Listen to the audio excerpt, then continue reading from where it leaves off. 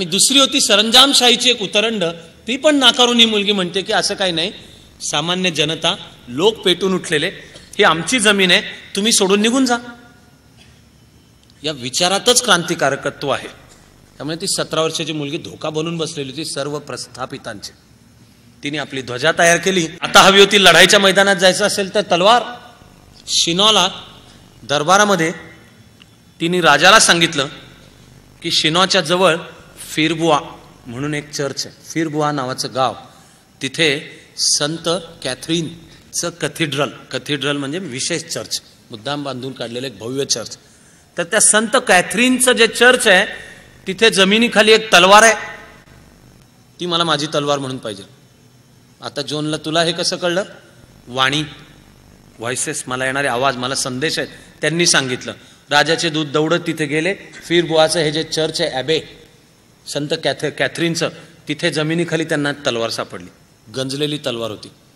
पण फिरबुआच्या परिसरातल्या लोकांची श्रद्धा होती की ही शाल्मेनची तलवार आहे. शाल्मेन म्हणजे 600 वर्ष आधी. शाल्मेन म्हणजे रोमन साम्राज्याच्या पाडावानंतर युरोपला ज्यांनी एकत्र केलं आणि आक्रमकांना परतवून लावलं, तो शाल्मेन, तो फ्रेंचच होता. त्याची तलवार अशी लोकांची श्रद्धा होती.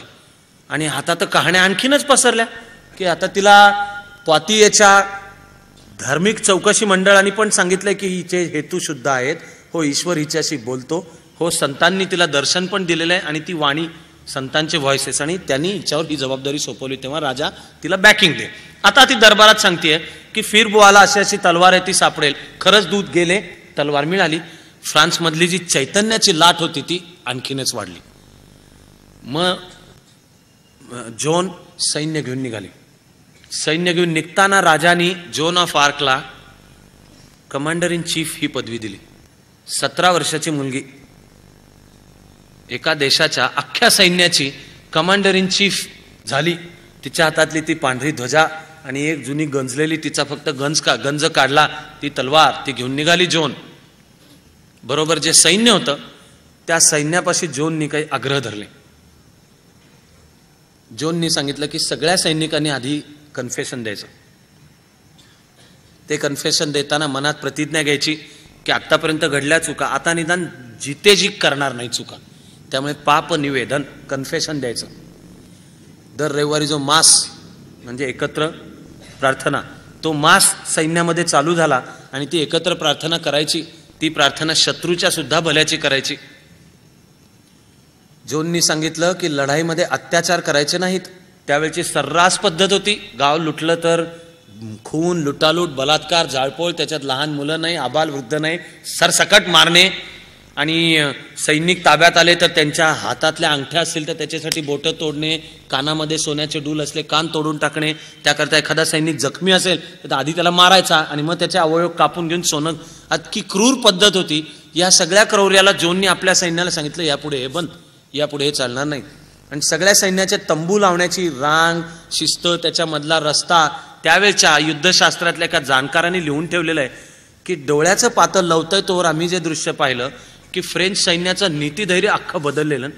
हा जो युद्धशास्त्रज्ञ ल हायर नावाचा, तो युद्धशास्त्रज्ञ लिहितोय की सैनिकांचे तंबू म्हणजे कॅन्टोनमेंट पडलेत आणि ते दृश्य इतकं स्वच्छ आहे हे म्हणलं मी आयुष्यात कधी पाहिलेलं नाही. मग जोननी त्यावेळच्या युद्धामध्ये होत नव्हती अशी आणखी एक नव्याने गोष्ट केली. ती म्हणजे तिने ऑर्लिऑला पत्र पाठवलं. ऑर्लिऑचा हा जो इंग्लिश सेनापती होता टॅलबॉट, त्याला एक पत्र पाठवलं. ते अस्सल पत्र आज उपलब्ध आहे. त्या पत्राची सगळी भाषा आणि त्यातलं जे प्रौढत्व आहे, त्या भाषेतलं मॅच्युरिटी आहे, शान आहे, डिग्निटी आहे, ती पाहिली तर हे ड्राफ्टिंग ही भाषा 17 वर्षाच्या मुलीची असेल आणि ती पण निरक्षर, हे तर मुळात वाटतच नाही. कदाचित कोणीतरी मदत केली असेल. कदाचित हा जो सरसेनापती दान्सॉ, याला काय जोनबद्दल द्वेष नव्हता. ऑर्लिऑचा जो ड्यूक होता तो ड्यूक पण अनौरस मुलगा होता. अनौरस असणं त्या काळात फार पाप समजलं जायचं असं चित्र नव्हतं. ड्यूक ऑफ ऑर्लिऑ म्हणजे जो मूळ फ्रेंच, त्याला ओळखलंच जायचं बास्टर्ड ऑफ ऑर्लिऑ, असंच नाव त्याचं. त्याला ओळखलंच जायचं बास्टर्ड ऑफ ऑर्लिऑ. म्हणजे काही वेळेला खरं म्हणजे ते क्रूर आहे, विकृत आहे, पण काही वेळेला गावाकडच्या ह्याच्यामध्ये ते आमच्या गावचं खुळं आहे, किंवा मैत्रीमध्ये सुद्धा ए लंगड्या इकडे, ए काण्या इकडे, ते ज्याला बोलवलं जातं त्यालाही वाटत नसतं, कारण त्याला माहिती असतं की त्यात द्वेष नाहीये, त्याच्यामध्ये द्वेष नाहीये, ऍक्सेप्टेड. गावाकडे अजून सुद्धा एक तर वडील वगैरे सगळं, आपण शहरात वडील, बाबा, डॅडी वगैरे, गावाकडची अजूनही भाषा माझा बाप, आणि त्या बापाचंही वय झालं तर माझा म्हातारा. चुगली नका सांगू ग कुणी हिच्या म्हाताऱ्याला, ते प्रेमाचे शब्द आहेत, म्हातारा आहे. तसे हा बास्टर्ड ऑफ ऑर्लिओ, हा त्या ऑर्लिओचा ड्यूक होता, त्याचं राज्य त्याच्या ताब्यातून गेलेलं होतं. ऑर्लिओला वेढा घालून इंग्लिश बसलेले होते, आतमध्ये रसद पुरत नव्हती. हा जो बास्टर्ड ऑफ ऑर्लिओ, त्याचं नाव आहे दुनुआ, हा एक पराक्रमी सेनापती होता. तो पण जोनला येऊन मिळाला. यांना मत्सर नव्हता, यांच्यातल्या कोणाचं तरी ड्राफ्टिंग असेल असं आपण समजू, पण अतिशय अप्रतिम ड्राफ्टिंग असलेलं एक पत्र जोननी ऑर्लिओला वेढ्यामध्ये इंग्लिश सेनापती जो टॅलबॉट, त्याच्याबरोबर हा ड्यूक ऑफ बेडफोर्ड यांना पत्र पाठवलं. पत्र हे होतं की आमचे तुम्ही शत्रू नाही आहात, पण तुम्ही आमची जमीन ताब्यात घेतली, तुमचं रक्त सांडावं अशी आमची पण इच्छा नाही. मला ईश्वराने सांगितलेलं आहे की फ्रान्सची भूमी रिकामी कर, तुम्ही जा, तुम्ही हे सोडून जा, तुम्हाला सोडून जायला संधी देते. त्यावेळच्या युद्धशास्त्रातली पद्धत सुद्धा ही होती की वेढा घातलेला आहे आणि एखाद्याने जर शरण यायचं ठरवलं तर त्यांना जास्तीत जास्त परवानगी म्हणजे अंगावरच्या कपड्यानिशी जायला परवानगी दिली जायची. खरं म्हणजे त्यावेळच्या युद्धशास्त्रात तर हे सर्रास व्हायचं की वेढ्यामधला आतला सरदार सांगतोय मी शरण यायला तयार आहे, बाहेरचा सरदार मान्य करायचा. दरवाजे उघडून प्रत्यक्ष सैन्य निघालं की मात्र त्यांची सरसकट कत्तल केली जायची. आणि जाळपोळ बेचिराग जर ती तटबंदी असेल उद्ध्वस्त करून, तटबंदीच्या आतलं जे गाव असेल ते पूर्ण उद्ध्वस्त करून, हे सर्रास व्हायचं. हे होत असताना जोन सेनापती टॅलबॉटला कळवते आहे की तुम्हाला सन्मानाने जाऊ देतो, तुम्ही आमचे शत्रू नाही आहात, सगळं घेऊन जा, सामान सुमानात सकट जा, तुमच्या तोफा, दारुगोळा, शस्त्रास्त्र, सैन्य, पैसा, तिजोरी सगळं घेऊन जा, आपण फ्रान्सच्या भूमीवरून चालते व्हा. टॅलबॉटने उलट उत्तर पाठवलंय, ते उत्तर अत्यंत उद्धट आहे. त्याच्यामध्ये जोनला इंग्लिश भाषेमधल्या अत्यंत वाईटातल्या वाईट शिव्या पण दिलेल्या आहेत, पण मूळ मुद्दा हा सांगितलेला आहे की तू चेटकीन आहेस, आमच्या ताब्यात सापडलीस तर तुला खांबाला बांधून आम्ही जाळून मारणार आहोत, आम्ही तर ही जागा सोडण्याचा प्रश्नच नाही. ओर्लॉची काय स्थिती होती ती लक्षात घ्या. लोआरच्या काठावर ओर्लॉला तटबंदी होती आणि ओर्लॉ अजून ताब्यात होतं फ्रेंचांच्या. हा जो ड्यूक होता तो दुनुआ सेनापती पळून आलेला होता तिथून, पण आतले सरदार अजून गाव लढवत होते. ते गाव चटकन शरण आणता येईना म्हणून इंग्रजांनी, इंग्लिश सैन्याने ओर्लॉच्या भोवती आणखी एक तटबंदी उभी केली होती आणि ओर्लॉकडे जाणारे सगळे रस्ते बंद केलेले होते. एकच रस्ता उघडा ठेवला होता, तो रस्ता उत्तरेकडून येणार होता.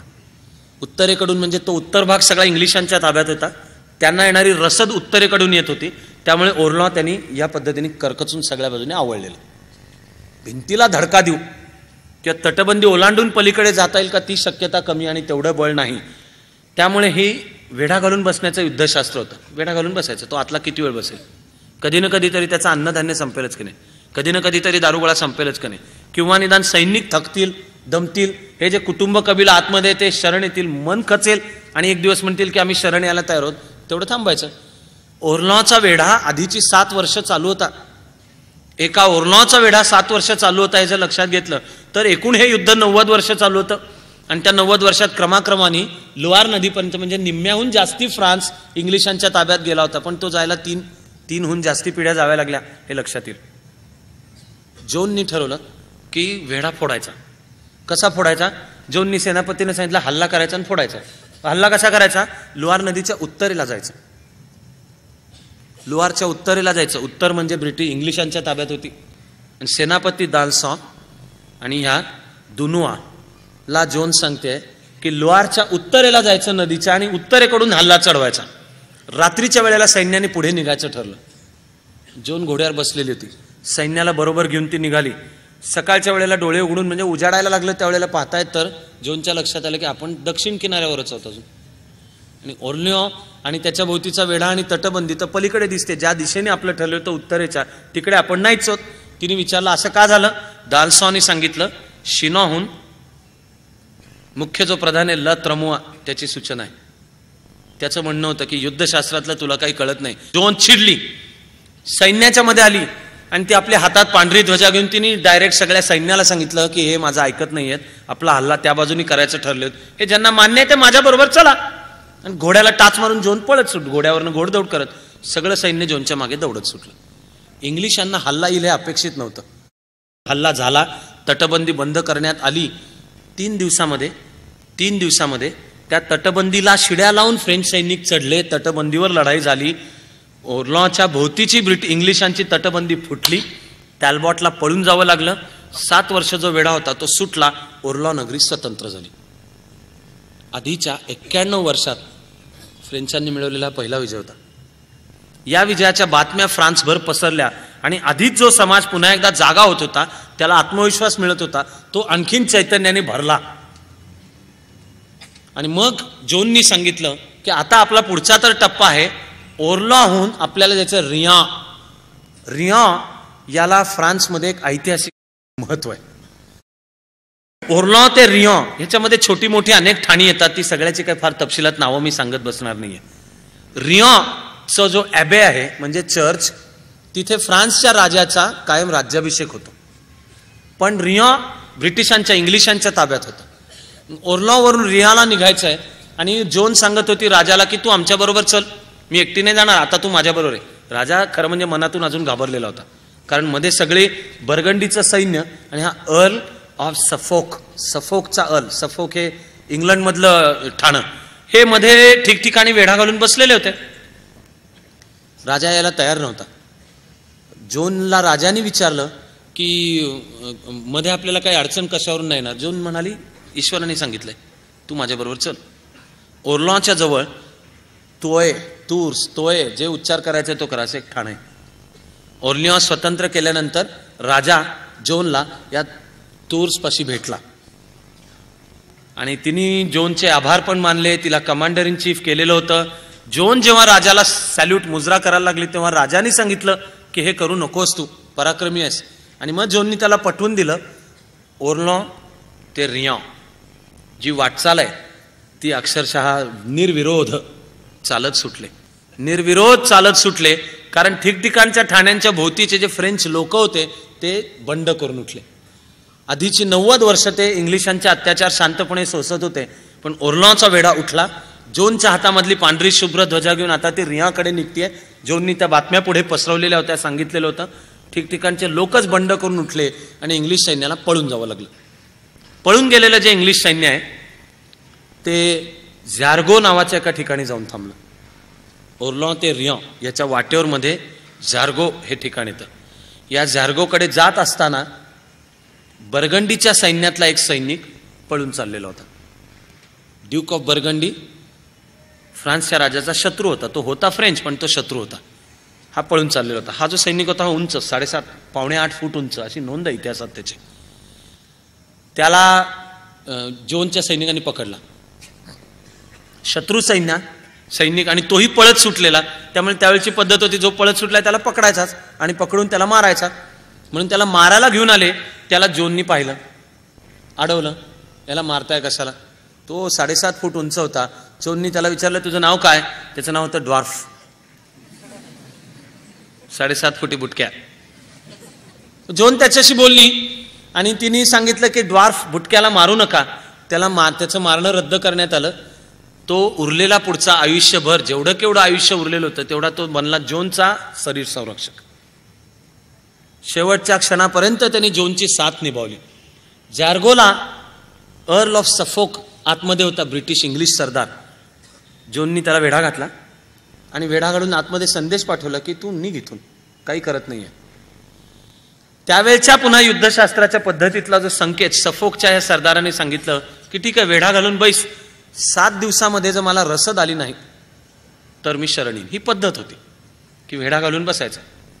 ही दिलेली एक प्रकारचं शरणागतीतलं फॉरवर्ड ट्रेडिंग आहे की देतो म्हणजे पोस्ट डेटेड चेक की देतो. शरणागती कुठले? आजपासून 8व्या दिवशी. त्या मधल्या 7 दिवसात जर मला रसद आली तर हे जे सांगितलेलं आहे तो शब्द कॅन्सल, लढाई पुन्हा चालू. जोननी मान्य केलं. जोन म्हणली ठीक आहे. 8 दिवस गेले, रसद येऊ शकलेली नव्हती. जोननी सफोकच्या सरदाराला शब्द दिला होता की नुसते तुम्ही नाही, तुमची शस्त्र घ्या, दारू गोळा घ्या, तुमच्या सामान सुमानात सकट निघा. झॅर्गोचे दरवाजे तटबंदीचे जेव्हा उघडण्यात आले आणि इंग्लिश सैन्य आतमधून यायला लागलं, फ्रेंच सैन्याने पाहिलं की इंग्लिश सैनिक जे येत आहेत त्या प्रत्येकाच्या पाठीवर एक फ्रेंच कैदी आहे, ते आतमध्ये होते. कोणीतरी विचारलं फ्रेंच सैनिकांनी की हे तुम्ही काय घेऊन चाललात. तो जाणार प्रत्येक इंग्लिश सैनिक सांगायला लागला की हे माझं सामान आहे. पाठीवरचा फ्रेंच कैदी आधीच्या युद्धांच्या मध्ये जे पकडलेले आहेत ते गुड्स आमचं सामान आहे आणि तुम्ही आम्हाला परवानगी दिली सामानासकट. आता धर्मसंकट निर्माण झालं. जाणाऱ्या इंग्लिश सैनिकांनी या पकडलेल्या फ्रेंच कैद्यांचे भाव सांगितले. भाव, गाईचं एक वासरू 30 फ्रँकला होतं, 30 फ्रँक. बकरी 16 फ्रँकला होती. फ्रेंच कैदी 8 फ्रँकला होता. आणि इंग्लिश सैनिक सांगत होते की आम्ही 8 फ्रँक देऊन हे फ्रेंच कैदी घेतलेले आहेत, कसं काय तुम्ही सोडणार. मग मात्र जोननी अडवलं. हा बुटक्या, पलादे, नोएल रेगुसा हे मिळून आडवे गेले आणि सांगितलं फ्रेंच कैद्यांना सोडायला लागेल तर तुम्हाला सुरक्षित सोडतो. सफोकचा सरदारही मध्ये पडला. फ्रेंच कैदी सोडले. इंग्लिश सैन्य तिथून निघून गेलं. कुठल्याही प्रकारची लढाई न होता रक्तहीन चालही मार्च, ब्लडलेस मार्च, रक्तहीन चालत रियापर्यंत ते पोचले. रियामध्ये राजा पोचला. फ्रेंच जनतेला आनंद झाला आणि रियाच्या या ॲबेमध्ये आता राजाचा राज्याभिषेक करायचा. तो राज्याभिषेक, त्याला दुसरं आणखी एक शास्त्रीय नाव होतं ते म्हणजे तैलाभिषेक. तेलाचा एक अभिषेक आहे तो. म्हणजे या रियाच्या ॲबेमध्ये एक तेलाची बाटली ठेवलेली असायची, ती त्या क्रॉसच्या समोर ठेवलेली.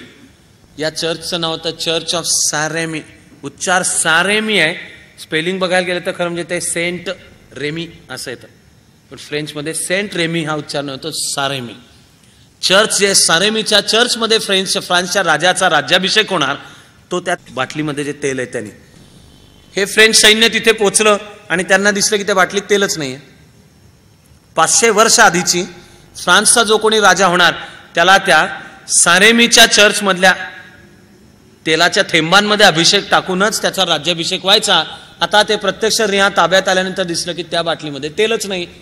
लोकांच्या ज्या धर्मश्रद्धा होत्या त्यांना धक्का, आता राज्याभिषेक कसा करायचा.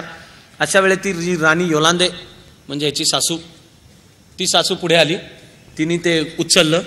तिच्या प्रसाधन सौंदर्य टॉयलेट, तिची टॉयलेटरी म्हणजे सौंदर्य प्रसाधनांमधलं जे तेल होतं ते तिने त्याच्यात ओतलं आणि सगळ्यांनी सांगितलं आता याच्यामध्ये तेल आहे, राजाचा राज्याभिषेक या तेलाने होईल. ठरल्यानुसार राजाचा राज्याभिषेक झाला. राज्याभिषेकाला जोन राजाच्या शेजारी उपस्थित होती. जोनचं जे एकूण कार्य ईश्वराने सांगितलेलं त्यातलं सुमारे निम्म कार्य पूर्ण झालं. आता उरलं निम्म, तो म्हणजे उरलेला फ्रान्स मुक्त करणे आणि राजाला पॅरिसमध्ये नेणे. तिथे पुन्हा एकदा राजाचा शेवटचा राज्याभिषेक, मग फ्रान्स मुक्त झाला. पण फेब्रुवारी 1430 मध्ये राज्याभिषेक झाला आणि त्याच्यानंतर राजा बसला शांत. हा राजा मुळामध्ये त्याला आत्मविश्वास सापडलेला, त्याला काय उत्तुंग फार मोठी महत्वाकांक्षा होती असं चित्र नव्हतं. निम्मा फ्रान्स स्वतंत्र झाला आणि या ल त्रमुआ आणि आर्चबिशप रेनॉ यांनी मात्र सांगणं चालू केलं की आता लढाई कशाला करायला पाहिजे. आतून त्यांचं ड्यूक ऑफ बर्गंडीशी संपर्क होता. थोडीफार पैशाची देवघेव करून आपण राजा युद्धाला बिचकणारा होता. कमांडर इन चीफ सरसेनापती असलेली जोन रियाच्या राजवाड्यामध्ये राहत होती. वरकरणी ती सुखासून होती. पण महिन्यामागून महिने जसे जायला लागले की पुढे सैन्यच देत नाहीये राजा काही करतच नाहीये आणि आता आपल्याला पॅरिसवर चाल करून जायला पाहिजे, ती अस्वस्थ व्हायला लागली. एक दिवस राजा खरोखर ऐशो आराम करत असताना ती राजवाड्यामध्ये शिरली. जोनला थांबवण्याची ताकद कोणाची नव्हती. राजापर्यंत जोन जाऊन पोचली. तिने राजालाच हाडसून खडसून विचारलं की अजून निम्म्या फ्रान्सची जनता गुलामीमध्ये टाचा घासत जगतायत, शेतकऱ्यांच्या आयुष्याची दयन आहे, तू इथे काय सौंदर्य प्रसाधनं करत बसलेलास, मला सैन्य दे, मी पॅरिसवर चाल करून जाते. मग राजा म्हणाला ठीक आहे देतो सैन्य. यामधल्या महिन्यामध्ये 7व्या चार्ल्सनी चालढकल का केली हे पुढे निदान 400-450 वर्ष कोणालाच कळलं नाही. 1866 साली काही कागदपत्र बाहेर आली. त्या कागदपत्रांमध्ये दिसून आलं की ऑगस्ट 1430 मध्ये राजाने ड्यूक ऑफ बर्गंडीशी गुप्त करार केला होता.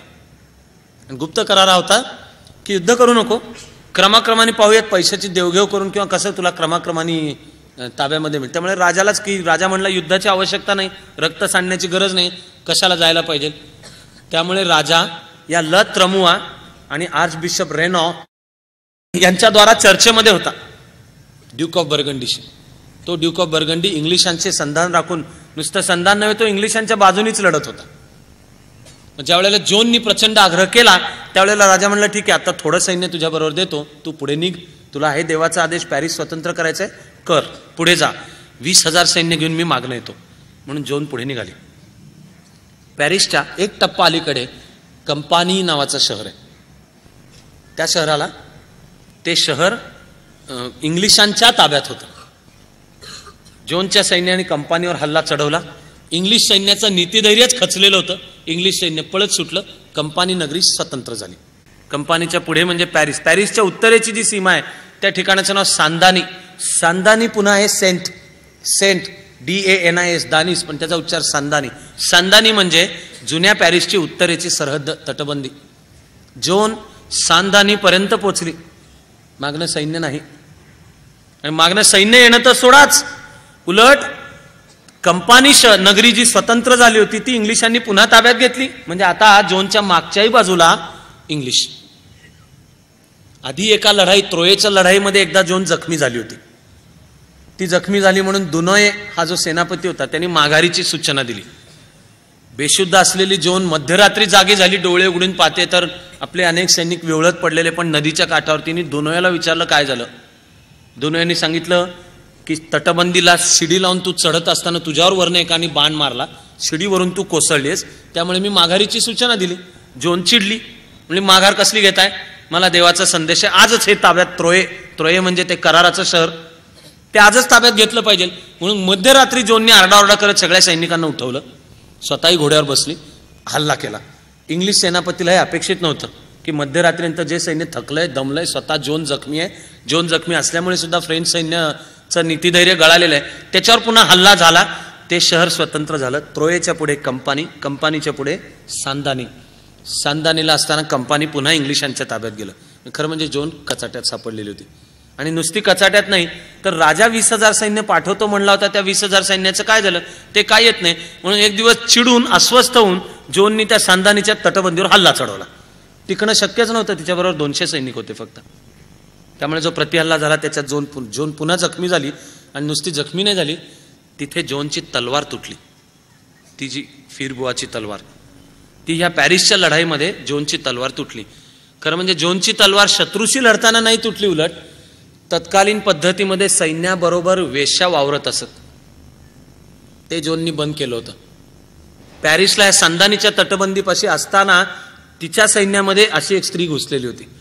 त्या स्त्रीला जोननी अडवलं आणि तिला शिक्षा छडी मारावी तशी जोन ही, ती फिरबुआची जी तलवार होती ती तिला धार नव्हती, ती काही जखम करणारी तलवार नव्हती, ती हातामध्ये तलवार असावी म्हणून होती. त्या तलवारीनी त्या स्त्रीला ती शिक्षा करायला गेली, जोनची तलवार तुटली. पण धर्मश्रद्धा असलेल्या फ्रान्सला जोनच्या हातातली तलवार तुटणे हा मेसेज होता. आणि जे लोक जोनच्या पाठीशी उभे होते, ज्यांना वाटलं ही देवानी पाठवलेली दूत आहे, त्यांच्या मनात आता प्रथम आशंका निर्माण झाली की तिची तलवार तुटली, जोन स्वतः जखमी झाली, म्हणजे ती तुमच्या माझ्या इतकीच मर्त्य आहे आणि राजा सैन्य पाठवत नाहीये. आणि व्हॉइस, आवाज जो आहे तो सांगतोय की आता तर तुझ्यापाशी 1 वर्ष शिल्लक राहिलं आणि कामाची घाई कर, मी सांगितलेलं काम तू करत नाहीये. त्यामुळे अस्वस्थ असलेल्या जोनला कंपानी नगरीतून लोकांचा संदेश आला की आमच्या शहराला पुन्हा एकदा इंग्लिशांनी वेढा घातलाय. ताब्यात गेलेली नव्हती कंपानी, ताब्यात नाही, वेढा घालून बसलेले होते इंग्लिश, तो वेढा सोडवायला ये. म्हणून जोन तिचं जे सैन्य आहे त्या सैन्याकरवी तिने राजाला निरोप पाठवला की मी कंपानीचा वेढा फोडायला जाते, तारीख वार वेळ ठरलेला, त्या वेळेला तू ये आणि मला माझ्यासाठीची मदत घेऊन ये. हा सप्टेंबर होता, सप्टेंबर-ऑक्टोबर 1430. जोन सैन्य घेऊन कंपानीवर तिने हल्ला केला. राजाचं सैन्य मदतीला तर आलं नाहीच, पण ज्या वेळेला कंपानीचा वेढा फोडण्याकरता जोन चाल करून गेली त्यावेळेला इंग्लिश सैन्याने जोनला सगळ्या बाजूनी वेढलं. जोन पळत सुटली कंपानीच्या गेटकडे, दाराकडे. गेट उघडं होतं, गेटला लागून पाणी, खंदक, त्याच्यावर एक पूल टाकलेला, त्या पुलावरनं फक्त तिने यायचं आणि जोन आली की पूल ओढून घ्यायचा आणि दरवाजे बंद करायचे. जोन जशी त्या पुलाच्या दिशेने दौडत आली तसं जोननी पाहिलं की ती पोचायच्या आत तो पूल उचलून घेतला आणि आधी उघडा असलेला दरवाजा लावला. कंपनीचा दरवाजा बंद. कंपनीतल्या नागरिकांनी जोनला संदेश पाठवला होता की आमची मुक्तता करायला ये. प्रत्यक्ष ती आली त्यावेळेला कंपनीचे दरवाजे बंद, पलीकडे इंग्लिश सैन्य. कंपनीमध्ये आर्चबिशप रेनॉचा भाऊ पोहोचलेला होता आणि त्या भावानी कंपनीच्या सरदार फुव्या याला हाताशी धरलेलं होतं. दार उघडू नको, बंद कर. त्याच्या दाराची जाळी असते, त्या जाळीतून असहाय्य आधी लोक आणि हा आर्चबिशप रेनॉचा भाऊ पाहत होते. जोन लढत म्हणजे ती लढणारी नव्हतीच, हातात ध्वजा, तलवार फिरवत होती. सर्व बाजूंनी इंग्लिश सैन्य आले. शेवटच्या क्षणापर्यंत जोनच्या रक्षणाकरता हा गावातला पलांदे, नोएल रेगुसॉ आणि तो बुटक्या हे लढत होते. त्यातला पलांदे मारला गेला, बुटक्या मारला गेला. नोएल रेगुसॉ जखमी होऊन, प्राणांतिक जखमी होऊन पडला आणि जोन बर्गंडीच्या सैनिकांच्या ताब्यात सापडली. हे होतं सप्टेंबर 1830. ड्यूक ऑफ बर्गंडीच्या तुरुंगामध्ये तिला ठेवण्यात आलं. पुन्हा त्यावेळची पद्धत होती की एखाद्या मूल्य असलेल्या कैदीला जर मुक्त करायचं असेल तर त्याच्याकरताची खंडणी दिली जायची. राजाचं काम खरं म्हणजे सोपं होतं. फ्रान्सच्या खंडणी दे आणि जोनला सोडवून आण. जोन करताची खंडणी ठरली 10,000 सुवर्ण मुद्रा. 10,000 सुवर्ण मुद्रा म्हणजे फ्रँकच्या भाषेत म्हणायचं तर ते 61,000हून थोडे जास्ती असे होत होते. राजाला काय प्रॉब्लेम नसला पाहिजे, तेवढे पाठव, ड्यूक ऑफ बर्गंडीच्या कैदेतून जोन सुटेल. पण राजा शांत, फ्रेंच जनता शांत. महिना 15 दिवस गेल्यानंतर या तुरुंगातून पळून जाण्याचा जोननी प्रयत्न केला. पळून जाताना पकडली गेली. आता तिला पळून जाता येऊ नये म्हणून हे बोव्या म्हणून जे ठिकाण होतं त्याच्या एका मोठ्या टॉवरच्या कासलमध्ये वर तिला ठेवलं. हे कोणतं ठिकाण होतं तर त्या बोव्याचा जो बिशप, तो फ्रेंच होता. त्या बिशपचं नाव बिशप कोशॉ. तो बिशप कोशा इंग्रजांना सामील होता. बिशप कोशाला इंग्लिशांनी शब्द दिलेला होता की आमच्या ताब्यामध्ये फ्रान्स आल्यानंतर तुला फ्रान्सचा आर्चबिशप करतो. त्यामुळे तो जोनच्या विरुद्ध. बोव्यावर जेव्हा जोन चाल करून आली त्यावेळेला बिशप कोशाला अंगावरच्या कपड्यानिशी पळून जावं लागलं होतं. फ्रान्सचा आर्चबिशप होणं तर राहिलं दूरच, त्याचं स्वतःचं जे बिशप पद होतं ते धोक्यात आलेलं होतं. पण ते बोव्या पुन्हा इंग्लिशांनी ताब्यात घेतलं. बिशप कोशाच्या पाताळेंत्री कारवाया चालू झालेल्याच होत्या. बोव्याच्या मोठ्या कासलच्या टॉवर, 50 फूट उंच टॉवरवर जोनला ठेवलं. त्या टॉवरमधनं सुद्धा 50 फुटावरून उडी मारून जोननी पळून जाण्याचा प्रयत्न केला. पण ती जी तिने उडी मारली त्याच्यात तिचा पाय मोडला, बेशुद्ध पडली. बेशुद्ध अवस्थेमध्ये पकडली गेली. जोन सर्व दिवस तल्लख आणि सावध होती. तोच प्रश्न पुन्हा आला तर जोन सांगायची की हा येऊन गेला प्रश्न, तुमचा रेकॉर्ड तपासा. जोनला प्रश्न विचारायला सुद्धा 72तल्या अनेक जण एका वेळी वचवच करत अंगावर यायचे. जोन त्यांना सांगायचं की मी तुमच्याच प्रश्नांची सगळ्या उत्तरं देते पण एका वेळी एक जण बोला.